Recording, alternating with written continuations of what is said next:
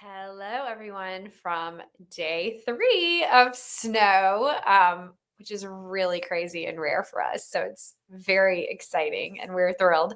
And I couldn't go through a snow day without sharing a column that I wrote a few years ago about snow days for Parade magazine. In fact, actually, going back and looking at it now, I realize I must have written in 2020, which feels like a lifetime ago. I can't believe it was that long. But so there's like a little part in here that you're going to be like, huh? And then you'll be like, oh, it was during COVID. So that's why I'm saying what I'm saying in here. But I just wanted to read it to y'all because it's really fun and kind of reminds me of what we're doing now. And I hope makes you smile and remember the snow days in your own childhood. Tomorrow, the Rowan County school system will be closed due to weather. In my teenage years, those words on the school system's automated phone line were music, magic.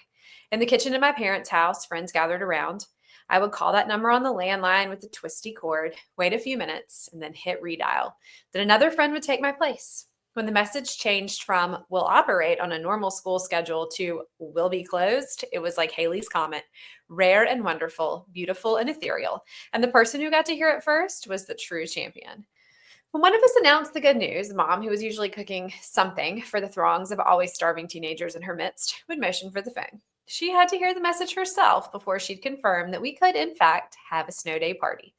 Even on a regular day, Mom was accustomed to having a dozen or more children, then preteens, then teenagers, piled in the playroom, talking, laughing, and listening to music.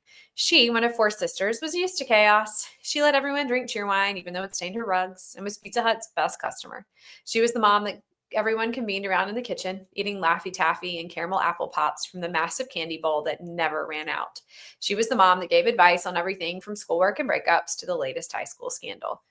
She always had a car full of kids to drive home at midnight. Well, not midnight, 11:50.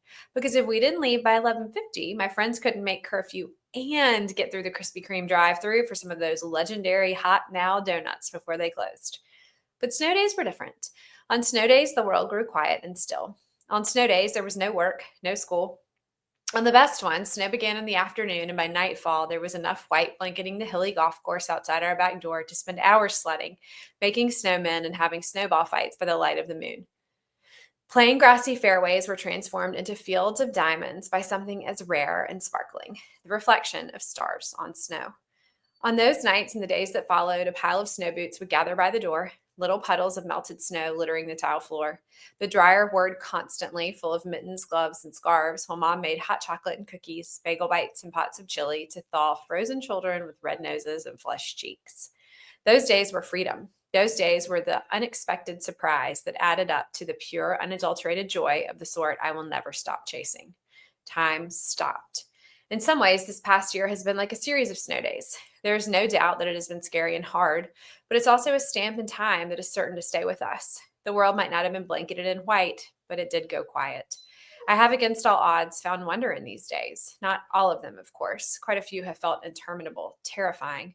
But then the sun sets over the water, my son smiles, a neighbor stops to talk over the fence. If there was a lesson in this year, and there must be, right? It's that the simplest pleasures in life are truly the ones that mean the most. School might be canceled, but the sun still shines. Church is off, but seeing your family's pictures in your regular pew on Facebook Live is a humbling reminder that you are remembered. A kind word means more than ever before. It's impossible to know the burdens others might be carrying behind the scenes. Remembering those things, letting them guide my days, has helped shape my year.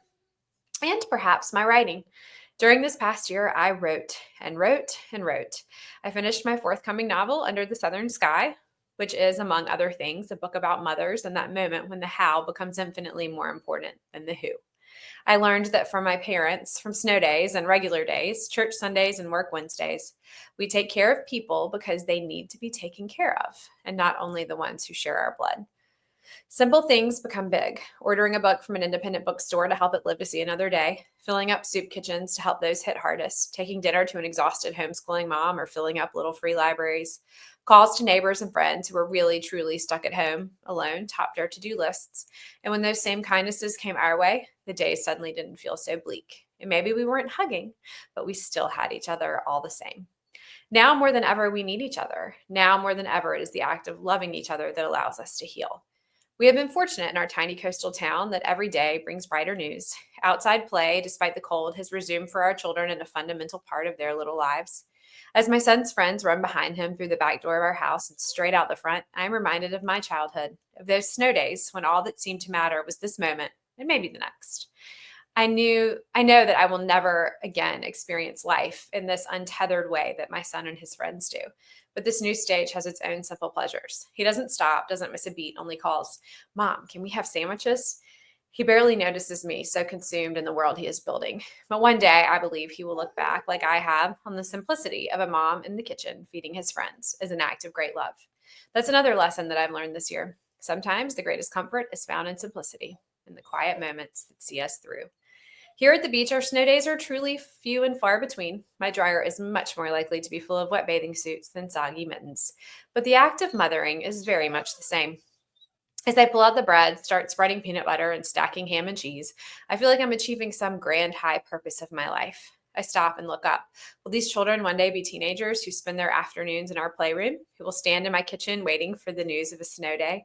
And maybe more important, has the inevitable happened? Have I become my mother? I certainly hope so.